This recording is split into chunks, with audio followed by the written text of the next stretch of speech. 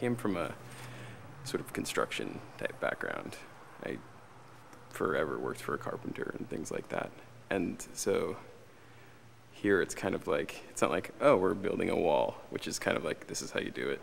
It's like, oh, we're making a sweep mold so that we can turn this plaster around, and I think it will be like this. And so it's a completely different process of, and there's, you know, things that I've never worked with before, and we just kind of like sit there and we like figure out what we want to do, battle, like just hash out ideas and then do it. And then sometimes it works, sometimes it doesn't, and we redo it. And so in that vein, I've learned a real lot as an artist myself, or, you know, somebody who's constantly trying to make my own art. This person, I mean, she taught me a lot just about on working on scales and persevering. I mean, she's here constantly.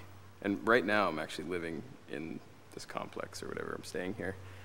And I'll, you know, finish the day and I'm like, whew, like long day or something like that, work for hours, and I'll go meet a friend, go to dinner or something, and come back and the lights are still on, and I'm like, Judy, wow, she's, it's funny because she was saying earlier, a lot of her work actually gets done after we all leave.